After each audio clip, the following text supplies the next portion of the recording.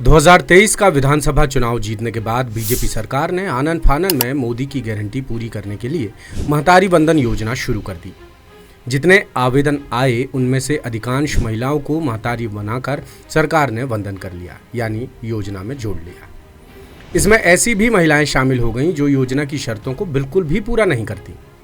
जब इसकी पड़ताल की गई तो सामने आया कि 54,000 से ज़्यादा महिलाएं ऐसी हैं जो नियमों को पूरा नहीं करती और उन्हें बाकायदा महतारी वंदन योजना के तहत पैसा मिलता रहा। कोई सरकारी नौकरी में है तो कोई शादीशुदा।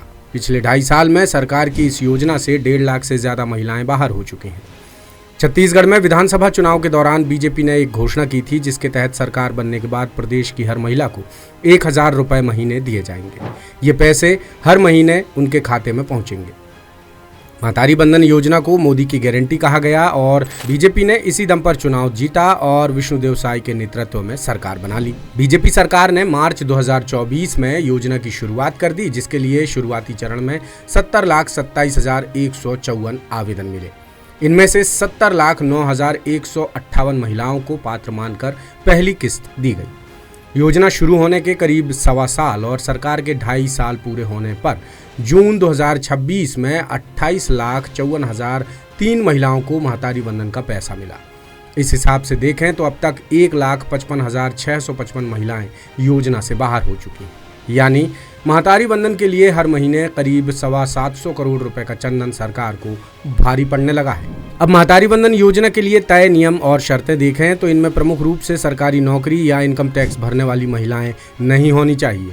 पति यदि सरकारी नौकरी में है तो पत्नी को किस्त नहीं मिलेगी। महिला का बालिग और शादीशुदा होना अनिवार्य है, लेकिन प्रदेश में महीनों तक हजारों अयोग्य महिलाएं पैसा लेती रहीं। अब तक सरकार को ऐसी 54,127 अपात्र महिलाएं मिली हैं, जिसके बाद अब जांच पड़ताल कराई जा रही है कि अपात्र महिलाओं ने योजना के तहत अब तक कितना पैसा लिया है। फाइनल डेटा सामने आने के बाद सरकार उनसे वसूली करेगी।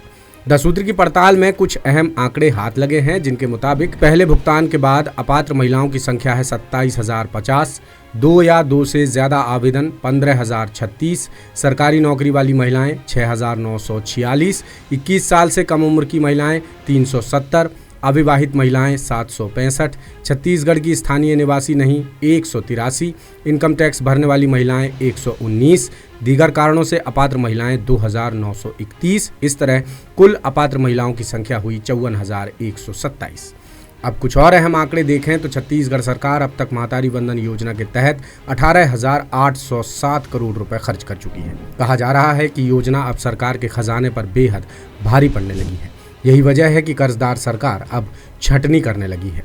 केवाईसी के जरिए अपात्र महिलाओं की पहचान की जा रही है। हालांकि सरकार का कहना है कि जिन्होंने केवाईसी नहीं कराई है उनकी किस्त भी बाकायदा जारी की जा रही है, लेकिन 10 सूत्र की पड़ताल में पता चला कि 30,000 महिलाओं को केवाईसी प्रोसेस पूरी नहीं होने और दूसरे कागजात मिसिंग होने की वजह से पैसा नहीं दिया जा रहा है।